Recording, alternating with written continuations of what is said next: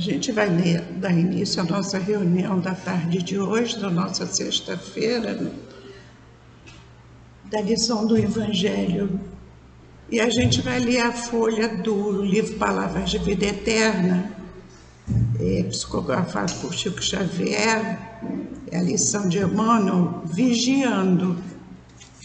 Se alguma virtude há e se algum louvor existe, seja isso que ocupe o vosso pensamento.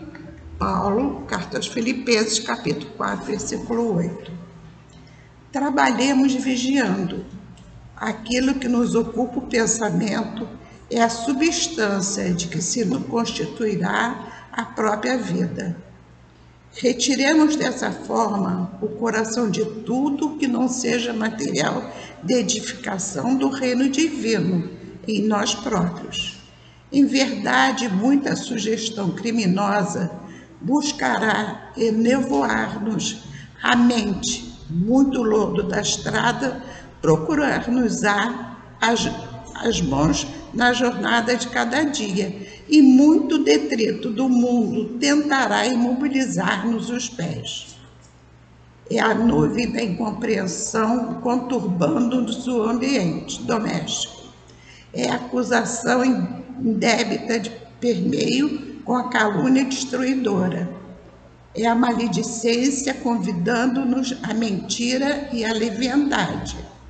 É o amigo de ontem que se rende às requisições da treva, passando a condição de censor das nossas qualidades, ainda em processo de melhoria. Entretanto, à frente de todos os percalços, não te prendas às teias da perturbação e da sombra. Em todas as situações, em todos os assuntos, guardemos a alma nos ângulos em que algo surja digno de louvor, fixando bem e procurando realizá-lo com todas as energias ao nosso alcance. Aos mais infelizes, mais amparo, aos mais doentes, mais socorro, e ocupando o nosso pensamento com os valores autênticos da vida, aprenderemos a sorrir para as dificuldades, qualquer que sejam, construindo gradativamente nós mesmos o templo vivo da luz para a comunhão constante com o nosso Mestre e Senhor. E assim seja, Jesus. Aqui estamos mais uma vez, atendendo o teu chamado, trazendo a nossa presença na reunião de sexta-feira, dizendo sim ao teu chamado. Ajuda-nos para que possamos sempre ter essa condição dentro de nós, de aqui chegarmos. Nós te pedimos, nos rogamos, abençoa a nossa Vanderly, que nos trará hoje o estudo do Evangelho, tão importante, que é a parte das preces, né? A prece é tão importante quando a gente pede, quando a gente agradece, no momento da aflição, que ela seja intuída, Jesus amado, Jesus querido, nos seus estudos. Protege e ampara a nossa Salete, que trará também para a gente o estudo do livro Fonte Viva, que ela possa receber de ti todas as bênçãos. Que assim seja, graças a Deus.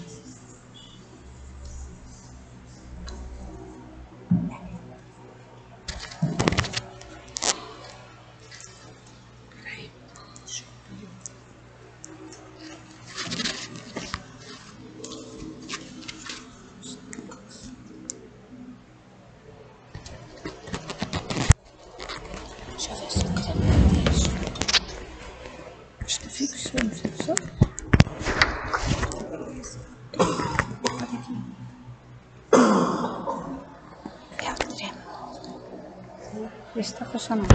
Está funcionando?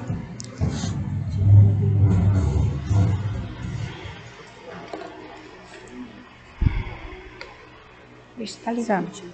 Acho que não está, não. Não, é porque geralmente eu uso os dois.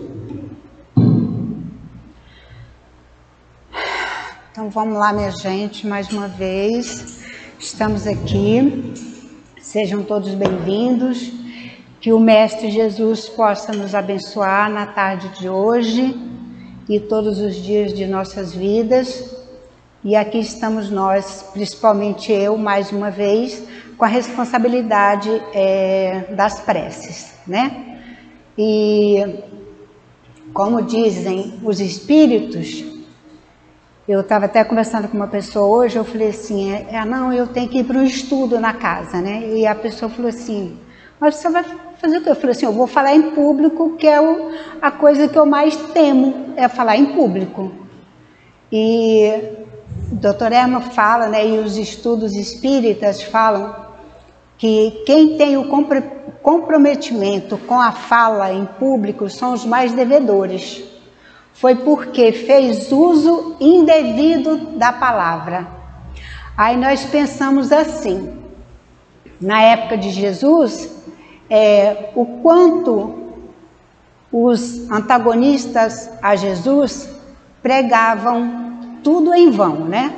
Pregava tudo contrário ao que Jesus dizia e ao que Jesus ensinava. Provavelmente, nós comprometidos com a palavra, com certeza estávamos lá, pelo menos eu, vocês eu não sei, pelo menos eu devia estar lá também, né? Falando abobrinha, né? Desdizendo o que Jesus falou.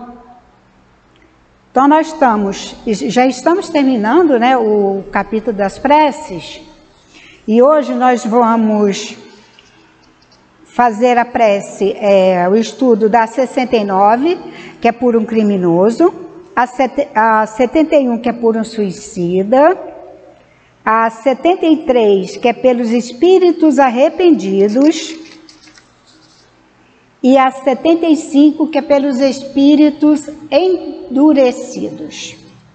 Quer dizer, só que nesses 4 itens, né, e tudo que nós já estudamos, e ainda que tem por encerrar a nossa parte das preces, né, nós percebemos que Jesus e Deus é tão bom que nos dá, né, as armas, dizendo assim, mas do lado bem, né, que todos têm direito a uma prece, não importa em que estado nós nos encontramos ou os outros se encontrem, né? Deus nos dá sempre algo que a gente possa oferecer para o outro e para nós mesmos, e nós devemos ser gratos.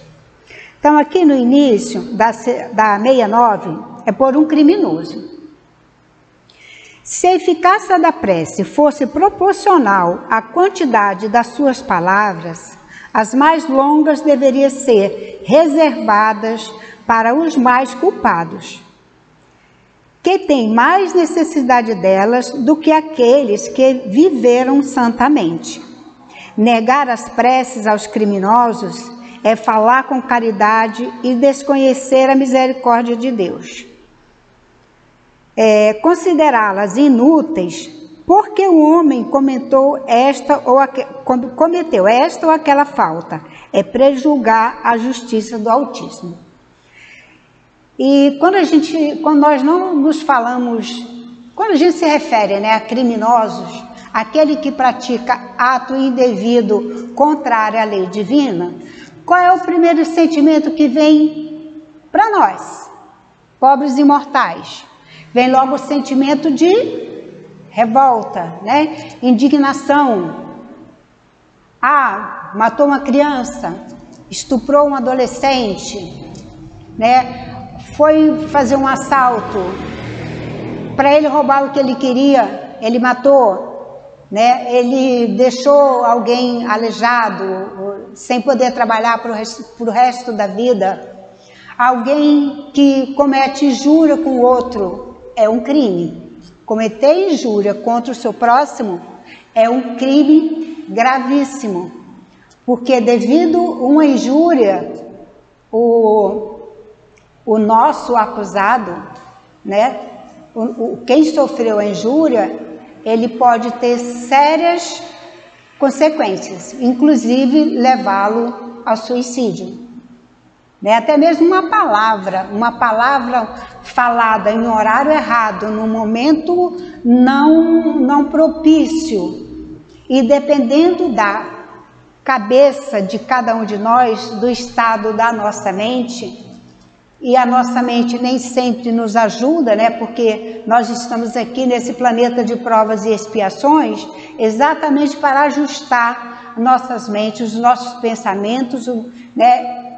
Dar um up no nosso perispírito, para que o nosso espírito caminhe melhor. Aí diz assim: se a eficácia da prece fosse, né, proporcional ao número de palavras que nós fizéssemos.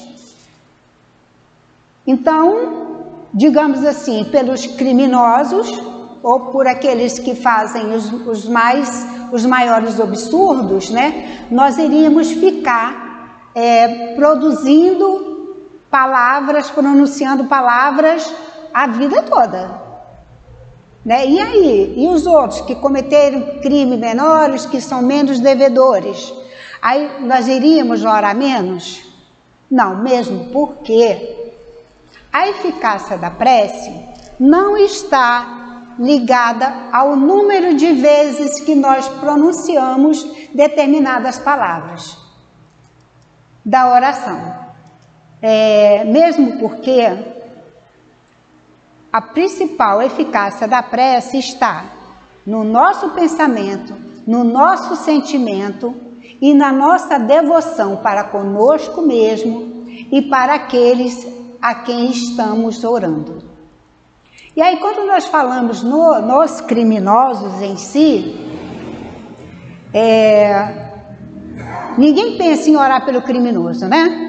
Porque todo mundo vai orar, vai pedir a Deus por aquele que desencarnou na mão do criminoso. E não pensa no criminoso como um filho de Deus, irmão nosso que é, e que merece, da nossa parte, da parte de Deus, da parte de Jesus, toda a consideração, até muito mais do que aquele que foi o algoz em suas mãos. Mas aí nós ficamos assim, não porque o fulano, não, tem mais que ir para a cadeia, tem que sofrer, não, porque tem que fazer isso, tem que fazer aquilo. Até mesmo uma novela que a gente assiste, olha os nossos pensamentos para aquela pessoa que é má, do início da novela até o fim. E aí, quando é que nós vamos ver aquele malzinho sofrer? No último capítulo. E aí nós achamos o quê? Que o que ele sofreu ali no último capítulo não foi nada em relação ao que ele fez durante os 300 capítulos da novela. Olha só como é a nossa mente e os nossos sentimentos. E aí nós já colocamos o nosso julgamento na frente de tudo, né?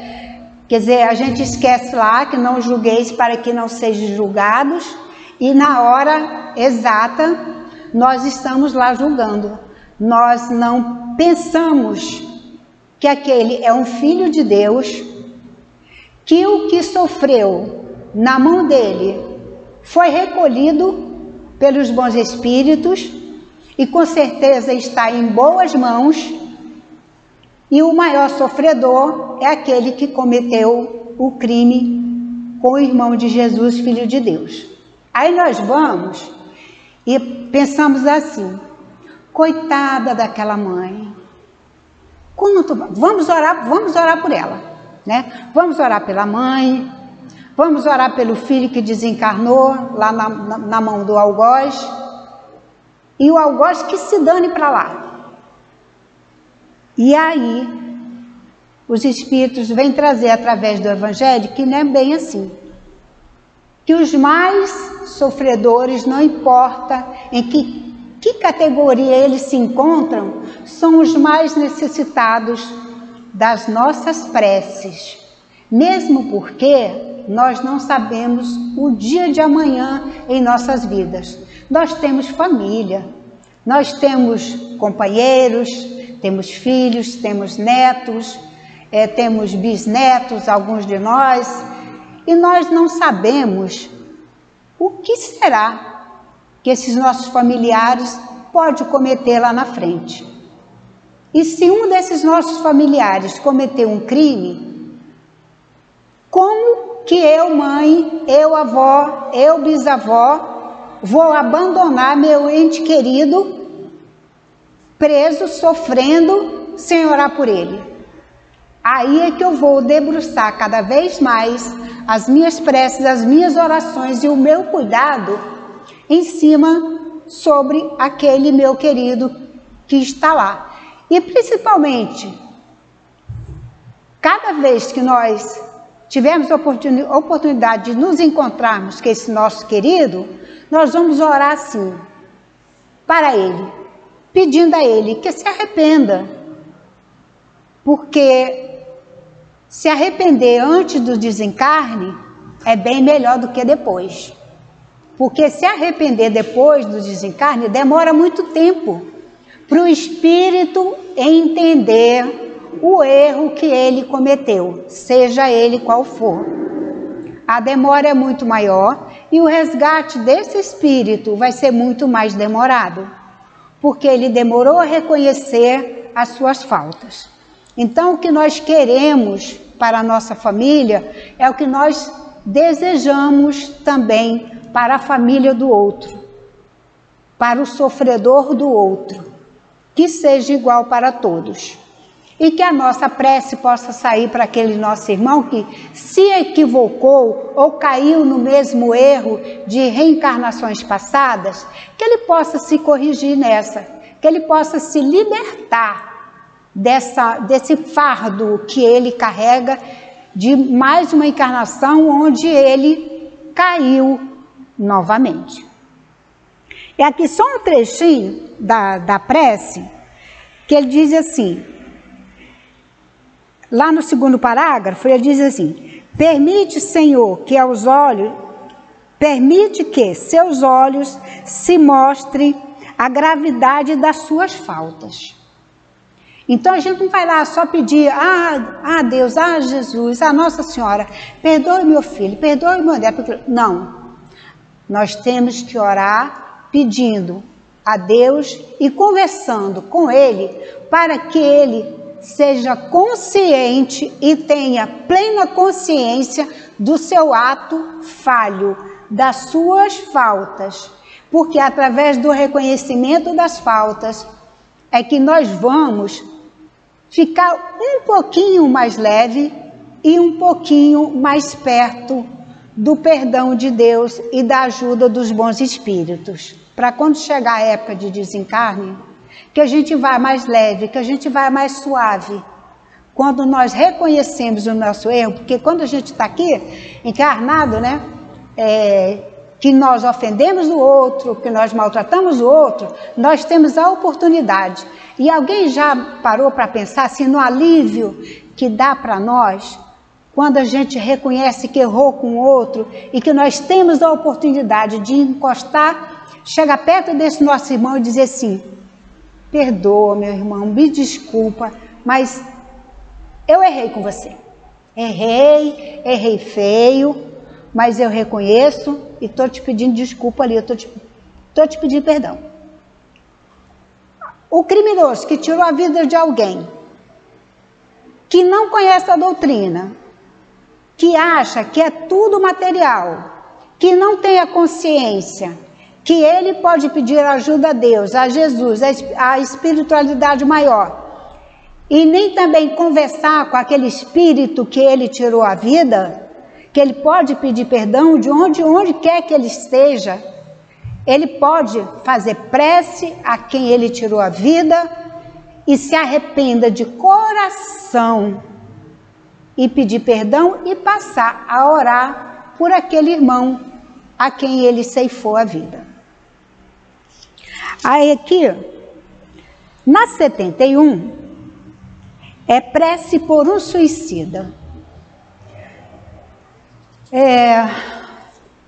Esse tema de suicida é meio confuso para mim, né? Confuso não, porque é difícil de falar. Porque eu não consigo nem imaginar o sofrimento de um suicida. E quando eu vejo pessoas depressivas, que só quem teve uma depressão ou quem sentiu uma ansiedade sabe a dor que é, e o não julgamento de chamar o outro de fraco porque ele se suicidou. Ele não foi fraco, ele simplesmente não conseguiu suportar a pressão da angústia, da dor, e também às vezes ele tinha o desconhecimento dos espíritos que se comprazem ali em incentivar o suicídio e dar a brecha. Eu quase não orava pelos depressivos. Mas quando as coisas batem na nossa porta, a gente se modifica. Graças a Deus, né? E ainda é aquela situação, né? Que a gente... Quem vem para a casa espírita? Vem porque está feliz, porque está tudo bem? Não, né? A gente vem... Todo mundo que chegou aqui na casa espírita veio através da dor.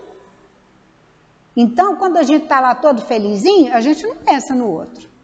Agora, quando nós vemos, quando nós vivenciamos, convivemos com um depressivo, com alguém da nossa família, falando em suicídio, falando disso, falando daquilo, que quer dar cabo na vida, aí a gente passa a sentir a dor de perto e o medo bate forte em nossos corações e em nossas mentes, e aí nós começamos a orar. Por quê? Porque a dor chegou até nós. E aí a dor chegou próximo a mim e eu nunca mais parei de orar pelos nossos irmãos em depressão. Porque a depressão nós já sabemos, né, que é o mal do século e onde ceifa muitas vidas. E onde os espíritos ainda ignorantes, né, as leis de Deus, estão ali juntos, as pessoas doentes da mente, a incentivar ao suicídio. Então, que a gente ore muito pelos depressivos, pelos que querem desistir da vida, para que amanhã nós não venhamos a orar por aquele que se suicidou. Eu li um livro, não lembro qual foi o livro, só sei que eram todos casos, narrativas reais de suicídios e as influências dos espíritos junto aos suicidas e como esses espíritos ficam no vale do suicida. O que conforta eles? O que os deixa mais desesperados? E aí tem um caso que aconteceu que foi na Tijuca. Era uma jovem que morava com a mãe e a avó. Depois ela casou, ficou grávida, mas a avó dava assistência a um asilo de idosos, onde ela ia sempre para lá confeccionar sapatos de lã para os idosos usarem na época do frio. E aí a avó arrastava a neta junto. A neta não queria, mas ela arrastava. Não, vamos lá, você vai gostar, você vai ver só, não sei o quê, né? As vovozinhas lá são muito bem-humoradas, né? Brincam conosco, e elas precisam de um aquecimento para o seu pé. E essa jovem casou, engravidou, teve um neném, e ela teve, né, a depressão pós-parto, que naquela época não era tão avançada quanto agora, né, no diagnóstico e no socorro das mamães, e ela ficou sofrendo naquela obsessão dos espíritos de lá de trás que já a acompanhavam, que realmente queria que ela se suicidasse, porque eles já eram companheiros de outras vidas, e aproveita essa época da depressão pós-parto. E apesar de todo o trabalho da avó com ela, né, e de toda a ajuda que ela recebeu, e ela sempre que ela estava sozinha, ela ia para a janela e sempre falava que ia se jogar, que ia se jogar, que ia se jogar, e ela ouvia os espíritos falando aos seus ouvidos: vai, suicida, você não tem coragem, você é covarde, se joga, se joga, se joga. E ela falava com a avó, e a avó orava, e a avó orava, e pedia para ela para não dar ouvidos o que ela ouvia, para ela fazer de conta que ela não estava ouvindo, que ela pensassem lá nas vovós que tinham recebido os sapatinhos que ela tinha confeccionado. Só que chegou um dia que o mal venceu. Ela se jogou do 9º andar e desencarnou de novo pelo suicídio. E aí eles narram ela no Vale dos Suicidas. Aí ela diz que ela estava num lugar muito frio. Era muito gelado, que ela tremia o tempo inteiro de frio. Que a única hora que ela sentia um alívio era um determinado momento que os pés dela ficavam aquecidos, só os pés. E ela sentia-se muito grata, pelo menos os pés dela estavam aquecidos e o frio diminuía. Quem era? As vovós, que ela tinha feito os sapatinhos de tricô, de crochê, que oravam por ela. E aquela prece, né, aquela oração, chegava junto a ela em forma de aquecimento no seu pé, que era o símbolo que ela carregava com ela, né? Aquela caridade que ela fez, muito contra o gosto, sem vontade nenhuma, né? Mas ela fez. E as senhoras, né, se compadeciam daquele espírito e oravam por ela. Então aquele era um momento que ela tinha um pouquinho mais de paz. E aí quando nós pensamos assim, mas eles dizem desde lá de trás que, né, o suicida já vai para o inferno direto, né? Vamos orar por quê? Vamos orar por ele. Ele já foi para o inferno direto. Não foi para o céu, foi para o inferno e está acabado. E vai ficar lá, né, o fogo da vida eterna para sempre. Pelo contrário, devemos orar muito, muito e muito e muito pelos suicidas. Porque eles ficam muito, muito tempo nos vales e precisa muito da nossa compaixão. Aí só um trechinho da prece que diz assim: o homem jamais tem direito de dispor da sua própria vida, porque só a Deus pertence tirá-lo do cativeiro terrestre quando julgue conveniente. Entretanto, a justiça divina pode abrandar seus rigores em virtude das circunstâncias reservadas. Porém, toda a sua severidade para aquele que quis fugir às provas da vida, o suicida é como um prisioneiro que, se foge da prisão antes de terminar a sua pena, quando é capturado, é tratado mais severamente. Assim acontece com o suicida. Acreditando escapar das misérias presentes, ele se lança em sofrimento maiores. Então é aquele ledo engano, né? Ou seja, quando se pensa que a gente vai morrer, né? E que a gente vai se livrar do sofrimento, aqui o Evangelho nos traz. Não faz isso porque a coisa vai piorar. E a gente não sabe a capacidade de cada um suportar o sofrimento de um lugar desse. Que nós temos já alguma noção através dos livros do André Luiz, do Luiz Sérgio, os 8 anos que o André Luiz ficou no Vale dos Suicidas, ainda sentindo fome, sentindo sede, bebendo lama no lugar de água. Eu não consigo nem imaginar, gente, eu bebendo uma lama. Não dá para a gente imaginar.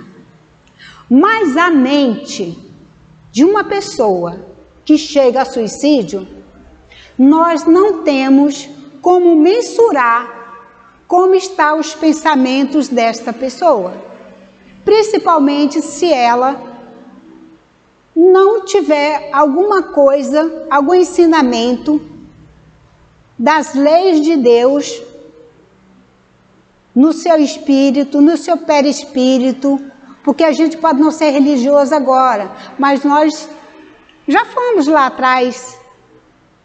E tudo que nós adquirimos lá atrás, ele não morre. Quando a gente reencarna, tudo que nós adquirimos lá atrás, na outra encarnação, volta conosco. Por isso nós de vez em quando temos assim, aquelas coisas assim. Nossa, mas eu tenho tanta facilidade nisso. Nossa, eu tenho tanta dificuldade em fazer aquilo. Porque a dificuldade foi o que eu fugi de fazer lá atrás. E a facilidade foi o que eu fiz bem feito lá atrás. E que ficou muito fácil para mim agora. Então, com o criminoso é a mesma coisa. Gente, são vários crimes, não é só matar o outro. Tem muitos crimes. Tem os crimes que vai lá, que tira o dinheiro do outro, que deixa o outro na miséria, né? Que usufrui tudo que o pai e a mãe construiu, que mata o pai e a mãe para poder ficar com a herança mais rápido. Ou que não quer dividir a herança com o seu irmão, com o companheiro da sua mãe, sendo que foi o companheiro da sua mãe que cuidou da sua mãe a vida toda e o filho não deu a mínima para a mãe. Ele é aquele eterno materialista. É crime. Abandonar pai e mãe, principalmente pensando em bens materiais, não tem diferença nenhuma de um que aperta o gatilho na cabeça do outro. Porque você está matando o seu ente querido diariamente. É como se você estivesse dando uma dose de veneno para o seu pai ou para a sua mãe, seja ele qual for, homeopaticamente, diariamente. E ele vai desfalecendo aos poucos, de tristeza, de decepção, porque os pais, eles se debruçam sobre os filhos para dar o melhor que ele pode. Ele tira o pão da sua boca para dar para o seu filho, ele passa fome, mas o seu filho nunca vai passar. E aí, quando é no final da vida, quando precisa do filho, o filho vai lá e é ingrato. E vai lá e mata os pais aos poucos, de desgosto. E são muitos. A gente acha que são poucos? Não são. São muitos. E que nós temos que orar muito pelos filhos, por todos que são filhos, que têm os seus pais, as suas mães, para que eles tenham o verdadeiro amor, a verdadeira consideração pelos seus pais, de cuidar dos seus pais, porque foram... Se nós estamos aqui hoje, é graças a Deus que nos deu o dom da vida, e graças aos nossos pais que aceitaram a missão de cuidar de todos nós. Então, que a gente possa tratar os nossos pais com a maior dignidade possível. Aqui nós vamos para 73, que é pelos espíritos arrependidos. Que bom, né? Que Deus nos dá essa oportunidade ao nosso espírito e ao nosso sentimento, que quando Deus faz cada um de nós, Ele nos nutre com todas as vitaminas. Não só as vitaminas para o corpo físico, mas principalmente as vitaminas para o corpo espiritual. Porque é ela que vai fazer o nosso corpo físico sobreviver. E entre essas vitaminas é o dom do arrependimento. É a grandiosidade da graça que Deus nos dá de nós nos arrependermos enquanto aqui estamos. Então aqui ele diz assim: seria injusto colocar na categoria dos maus espíritos o sofredor e os arrependidos que pedem prece. Esses espíritos podem ter sido maus, porém não o são mais, desde o momento em que reconhecem as suas faltas e se arrependem. São apenas infelizes. Alguns até mesmo começam a desfrutar de uma felicidade relativa. Quer dizer, nunca é tarde para nos arrependermos. Mesmo que seja ali quando o nosso fiozinho de prata está prestes a se romper, que é na hora do nosso desencarne. Que assim, os médicos fazem assim, né? Quer dizer, quem desencarna no hospital, né?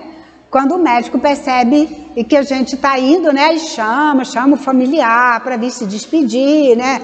Para ter, né, uma última conversa, para dar o último beijo, né? E aí, geralmente chega aquela horazinha, às vezes é a única palavra que aquela pessoa tem força de exprimir. É ela se dirigir a quem ela acha que ela deve pedir perdão. E com muito esforço ela vai dizer assim: me perdoa. Quer dizer, se arrependeu em cima do laço da hora. Aí vai dizer assim: mas se arrependeu ali na hora do desencarne, não vale. Vale, porque para Deus tudo é válido. Porque é impossível a pessoa, na hora do desencarne, estar dizendo uma palavra que não venha do fundo da sua alma e do seu coração. Porque ela já passou por todo o sofrimento, porque ela já teve muito tempo para pensar, muito tempo para digerir tudo o que fez e não deveria ter feito, e tudo que deveria ter feito não fez, porque é uma via de duas mãos. O que deixou de fazer e o que fez também. Então, nunca é tarde para a gente fazer as pazes com o outro. Nunca é tarde para a gente se arrepender do que nós fizemos e pedir perdão ao outro. Confessar até algo muito sério que você fez contra o outro. Porque o espírito desencarna mais leve. É um peso que ele tira da consciência. O outro perdoando ou não. Mesmo porque quem analisa, quem vê a sinceridade do pedido de perdão é Deus. Deus é que vê como nós fizemos aquele pedido. Como a gente se declarou culpado? Desculpa, a culpa foi minha. Tanta gente que confessa crimes em leito de morte. Fui eu que matei. Fui eu que estuprei. Fui eu que roubei. Fui eu que maltratei fulano. Te maltratei muito quando você era criança, me perdoa. A gente pode até dizer que não sabia o que estava fazendo. Mas desde quando o nosso espírito não sabe o que faz? Nós sempre sabemos o que fazemos, porque nós podemos ser crianças pequenas, mas o nosso espírito é grande, é idoso, é antigo e traz dentro da sua consciência, dentro do seu, impregnado no seu perispírito, todos os sentimentos e todas as sensações de erros e acertos. Então é sempre tempo. Aqui ele diz assim, um pouquinho da prece. Bons espíritos, cuja voz era para ele desconhecida, de hoje em diante ele quer vos escutar. Permite que ele entreveja a felicidade dos eleitos do Senhor, para que persistam no propósito de se purificar ao fim de alcançar, amparai-o nas suas boas resoluções e dai-lhe forças para resistir aos maus instintos. Essa é a dica da prece.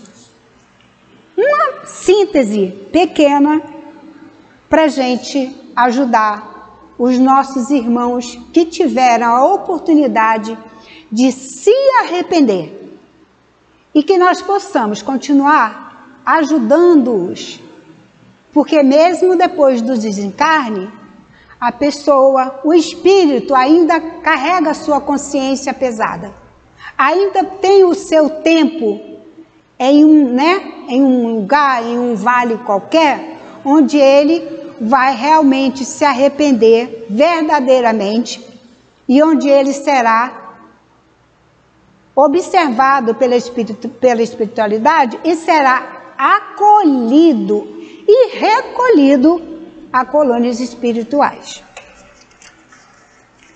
Aí aqui, na 75, prece pelos espíritos endurecidos. Aí imagina assim, aí eu fiquei estudando isso aqui, falei, meu Deus do céu, endurecido, nós temos a mania, quer dizer, a gente tem a mania de falar assim, fulano é cabeça dura, hein? Mas você não tem jeito, eu já tentei de tudo, mas não tem jeito, é endurecido. Não é você não, Fran, calma. É os espíritos, você ainda está encarnada. E aí ele diz assim, os maus espíritos são aqueles a quem o arrependimento ainda não atingiu. Meu Deus do céu! Quanto que esse espírito vai ter que sofrer, que penar, para ele reconhecer que ele errou. Olha que angústia! Eu não gosto nem de pensar. Que Deus me ajude para que eu faça o que eu tenho que fazer antes de eu partir. Porque todos nós temos, né? Alguma coisinha assim, é pequena, já não é grande não, tá? Eu não matei ninguém, não roubei, não fiz nada de nada, tá? Mas tem sempre, às vezes, uma palavra mal falada numa hora errada e que o outro sofreu tanto. Então, vamos nos arrepender enquanto é tempo. Não sejamos espíritos endurecidos ainda encarnados, né? Que é para que a gente não continue endurecido depois do desencarne. Aí que ele continua dizendo assim, que se sentem felizes ao praticarem o mal, sem ter por isso nenhum pesar. Jesus, que são insensíveis às censuras, recusam a prece, muitas vezes blasfemam contra Deus. São essas almas endurecidas que após a morte vingam-se dos homens pelos sofrimentos que passaram e perseguem com o seu ódio aqueles a quem odiaram durante a sua vida, seja pela obsessão, seja por uma influência funesta qualquer.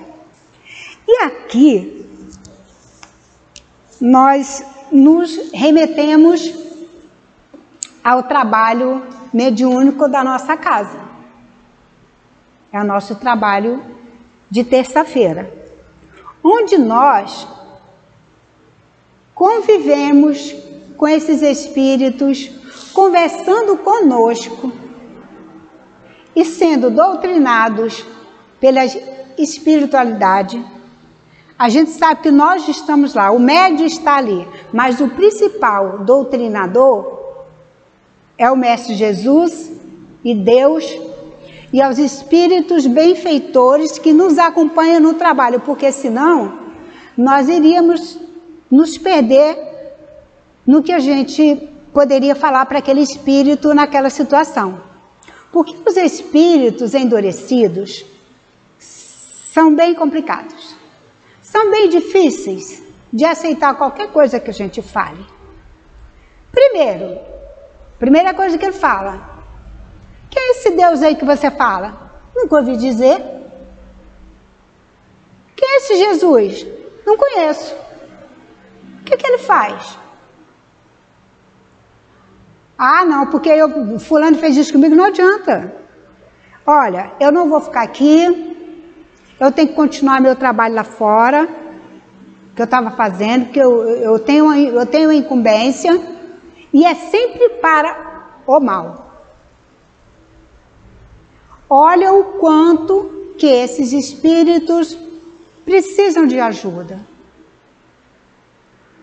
para que eles alcancem a luz de Jesus, o caminho que leva até Deus, o caminho, a luz que vai iluminá-lo, que vai refrescá-lo, que vai dar aquele alívio no seu espírito, que ele vai perceber, porque só quando ele chegar e enxergar a luz do Mestre Jesus, é que ele vai perceber o quanto ele estava vivendo em tempos enganosos. Mas eles são tão endurecidos que às vezes a gente quer fazer uma prece e eles não querem ouvir, gente. Eles não querem ouvir. Mas aí o que a gente faz? Tá, você não quer ouvir. Mas eu vou fazer assim mesmo. Ah, por que você está querendo ser bom comigo? Não te conheço. Eu não sou bom com ninguém. Ninguém nunca foi bom comigo. Eu me recuso a ser bom. Eu gosto daquilo lá que eu estou fazendo. E aí vem a nossa doutrinação através dos bons espíritos. Você é um filho de Deus, você é meu irmão. Como que eu sou seu irmão? A sua mãe não é minha mãe, o seu pai não é o meu pai. E aí a gente vai lá e diz com todo carinho: somos, meu irmão, nós somos irmãos.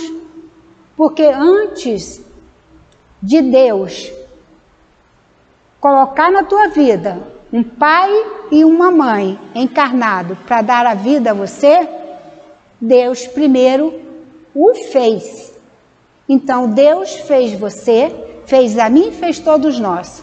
Somos todos irmãos. E estamos aqui todos para cuidar e zelar uns dos outros, embora naquele instante o espírito ainda não esteja em condições de assimilar o bem.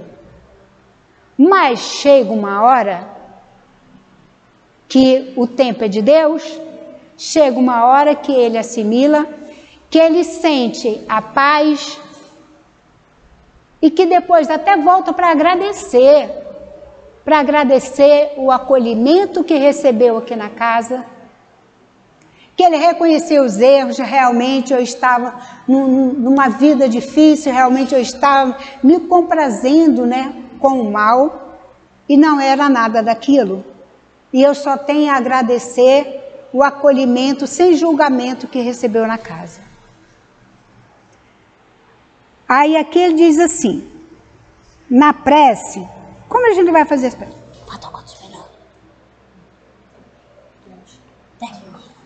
Tá. Aí aqui ele dá assim, uma trilha para a gente seguir, né? Porque para cada espírito, para cada tipo de problema que o espírito está encaixado, tem uma prece diferente, tem uma fala diferente, né? Então ele diz assim, eu vou lá no segundo parágrafo da prece.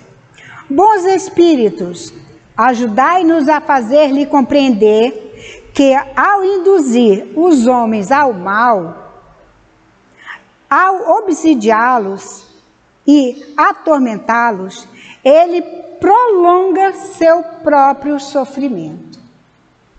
Então, olha a doutrinação através da prece. Nós não precisamos de estar aqui no trabalho mediúnico para nós dirigirmos uma prece aos espíritos endurecidos, difíceis de receber a ajuda do plano espiritual. Todos nós podemos. Ah, eu não sei, eu esqueci, não sei como fazer. Ok, beleza. Deus, meu Pai, Jesus, meu irmão, ajude todos os espíritos desencarnados em qualquer condições que eles se encontram agora. Vai chegar a todos. Basta a gente pronunciar a palavra Deus, meu Pai, Pai de nós todos. E que façamos para esses espíritos enquanto nós estamos aqui, porque amanhã nós vamos estar no plano espiritual desencarnados e vamos também estar desejando que outros encarnados orem também pelos nossos queridos, pelos espíritos dos nossos queridos que também possam estar em dificuldade. Aqui embaixo ele diz assim, és infeliz porque é impossível ser feliz fazendo o mal. Por que então permaneceres no sofrimento quando depende de ti sair dele? Olhe os bons espíritos que te cercam, vê como são felizes. Pensa se não seria muito mais agradável para ti desfrutar da mesma felicidade.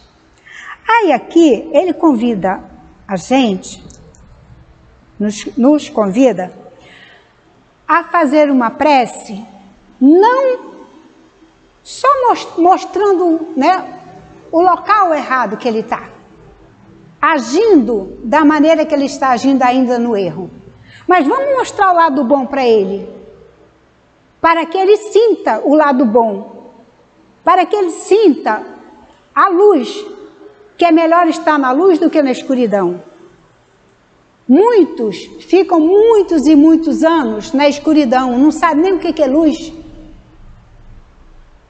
E aí, quando na doutrinação, quando nós vemos as nossas doutrinadoras, Dirce, Marilena, Doutor Erma, que tem muito mais experiência, né, e mais pulso forte com esses espíritos que vêm um pouco mais, né, com energia,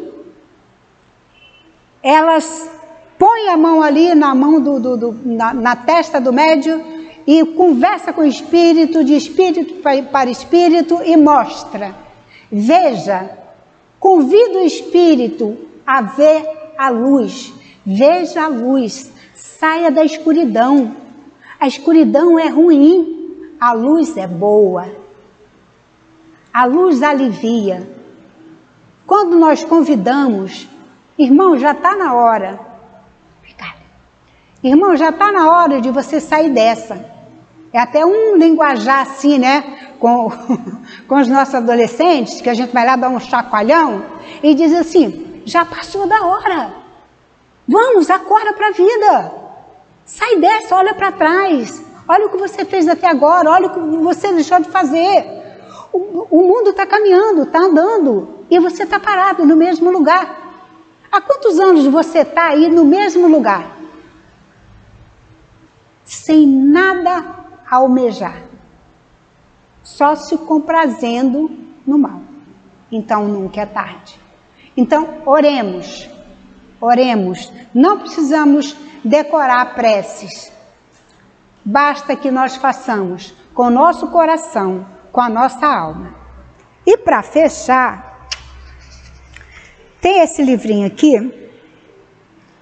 Eu não sei como é que ele veio parar nas minhas mãos não, mas ele veio, tá? É de Caibá Schutel, Preces Espíritas. E aqui, no final, na nota final, quem fala pra gente é o Espírito Liz. Aí ela diz assim: o resultado da prece está na razão direta das nossas intenções. Olha, o replicar do nosso coração, do nosso sentimento e das nossas intenções para com o outro. Está na razão direta das nossas intenções e na elevação da nossa compreensão. Quanto mais pura ela for e quanto mais nobre for o fim com que nos dirigimos a Deus, a Jesus e aos bons espíritos, maiores resultados alcançarão as nossas súplicas. Tudo o que pudermos fazer em nosso próprio benefício e em benefício dos nossos semelhantes, devemos fazê-lo. O que não pudermos, Deus, Jesus e os Espíritos farão por nós. Assim se compreende as palavras do Mestre: pedi e se vos dará, batei e se vos abrirá. O amor opera prodígios e a prece, cheia de humildade e amor, é capaz de remover montanhas e transportar incômodos. Permanecemos na palavra de Jesus e teremos a sua paz. Que a paz nos envolva a todos. Graças a Deus.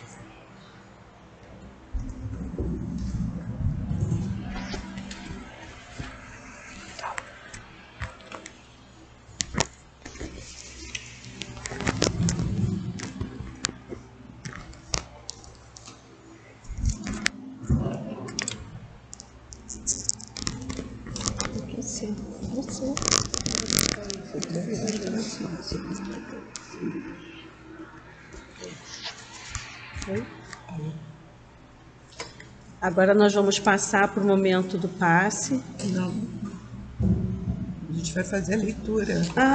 Isso mesmo, desculpa. A leitura do Fonte Viva. A gente passa para a leitura do passe.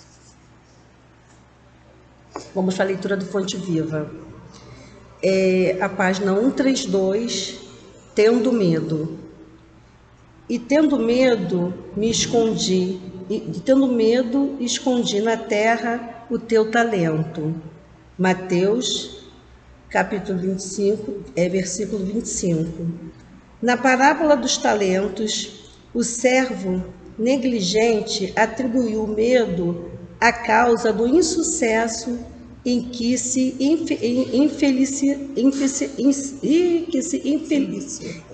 felicita.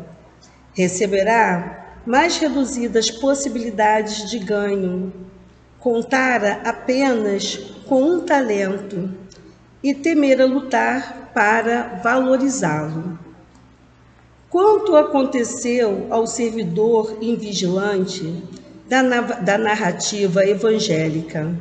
Há muitas pessoas que se acusam pobres de recursos para transitar no mundo como desejariam, e reconhece-se a ociosidade, alegando o medo da ação, medo de trabalhar, medo de servir, medo de fazer amigos, medo de desapontar, medo de sofrer, medo de compreensão, medo da alegria, medo da dor. E alcançar o fim do corpo, como sensíveis humanas, sem o mínimo esforço para enriquecer a existência. Na vida, agarram-se ao medo da morte. Na morte, confessam o medo da vida. E a pretexto de serem menos favorecidos pelo destino, transformam-se gradativamente em campeões da inutilidade e da preguiça. Se recebestes, pois, mais rude tarefa no mundo, não te atemorizes à frente dos outros e faze dela o teu caminho de progresso e renovação. Por mais sombria seja a estrada a que foste conduzida pelas circunstâncias, enriquece-a com a luz do teu esforço no bem, porque o medo não serviu como justificativa aceitável no acerto de contar entre o servo e o Senhor.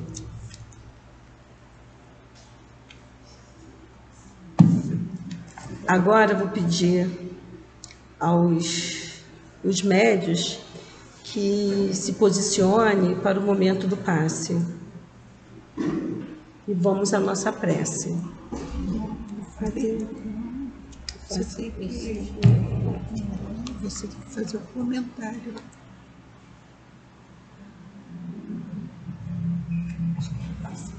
É a prece primeiro que eu tenho que fazer, Marilena.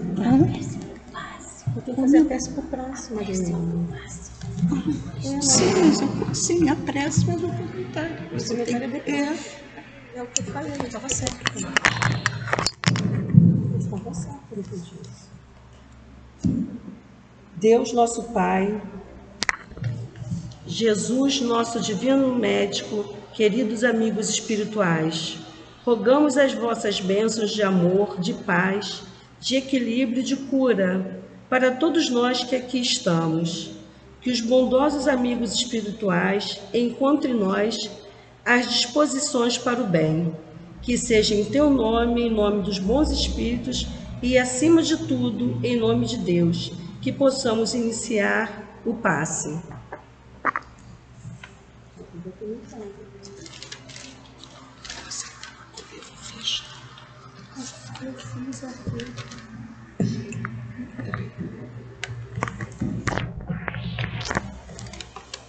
Nós sempre atribuímos os nossos fracassos, a infelicidade, a alguém que na realidade somos nós os causadores delas. Por vários motivos: medo, preguiça, medo da dor e de servir. Quando pensamos em servir e ajudar, achamos que não temos como, e na realidade temos todas as possibilidades de ajudar, com um sorriso, com uma palavra, mas o medo nos impede de seguirmos em frente e fazer o que é necessário para a nossa evolução espiritual. Será que só é medo ou preguiça? Todos nós teremos que dar conta dos nossos talentos. Os talentos que nos foram dados a todos nós pelo nosso Pai. Esse Pai querido de amor e de misericórdia, que nos foi e que nos abraça com todo carinho, que está sempre do nosso lado. Não só Ele, como Jesus, o nosso Mestre querido, que está sempre do nosso lado para nos intuir, para nos envolver. Então vamos arregaçar as nossas mangas, vamos estudar e trabalhar a serviço do bem. Deus, nosso Pai, esse Pai de amor e de misericórdia, nosso querido Mestre Jesus está sempre ao nosso lado, para nos intuir, para nos orientar, para nos dar força. Basta nós querermos.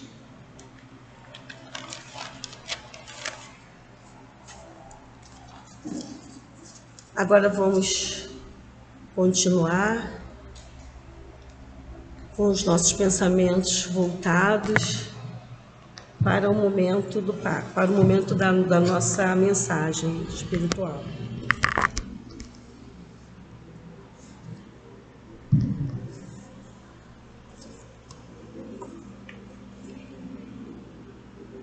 Irmãos queridos, que as bênçãos de Deus, as bênçãos do nosso Mestre Jesus, acobertem vocês em todos os momentos das vossas vidas. Nós rogamos que o manto sagrado de Maria de Nazaré, nesse momento, possa cobertar toda a humanidade tão carente de Ti, aqueles que ainda não Te conhecem, aqueles que já Te conhecem, mas estão seguindo o livre-arbítrio deixado por Deus de uma maneira tão difícil. Como podemos conceber irmãos guerreando contra irmãos que nem conhecem? Que livre-arbítrio é esse? Tentando poder. Deus criou a todos para serem perfeitos, felizes, mas o homem, com a sua dificuldade, com a sua ganância, está assim tentando, de alguma forma, prejudicar. Vivemos num mundo de expiação e provas. Para que seja passado um mundo de regeneração. Mas está muito difícil. Mas nós podemos sim, como estamos agora terminando o nosso Evangelho, falando das preces. Nós, em número aqui tão pequeno, mas com força assim de pensamento, possamos orar que o homem mude os seus pensamentos. Ninguém vai ser perfeito do dia para a noite, ninguém. Mas que possamos nos melhorarmos, que possamos ter notícias mais leves em relação a toda essa humanidade. Filhos, é muita dor. Que possamos pedir aos nossos amigos, aos nossos amados, que orem sim. Orem para que essa humanidade acorde e consiga seguir os desígnios que Jesus nos deixou. A natureza não dá saltos. É em passo de formiguinha. mas nós já podemos, nós já acreditamos, nós já sabemos.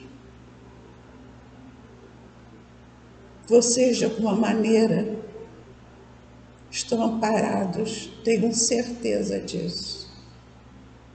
Mas sejamos fortes, todos os dias, quando chegar até nós alguma coisa muito difícil, que sejamos fortes em tentar mudar. Que é de gota em gota que o copo se enche.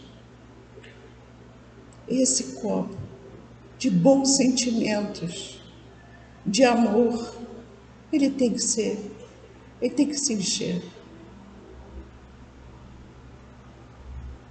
Amados, queridos, fiquem bem. Não fiquem tristes.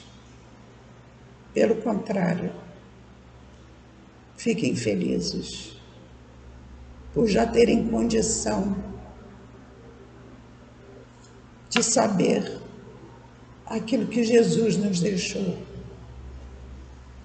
Que o nosso Pai querido quer de nós. Que o manto de Maria acoberte, sim, toda essa humanidade. Maria, naquele momento, estava num sofrimento muito grande,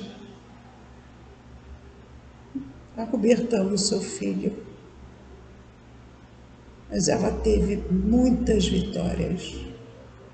E que esse manto de Maria traga, assim, muitas vitórias para essa humanidade ainda tão longe de ti. Que assim seja, graças a Deus.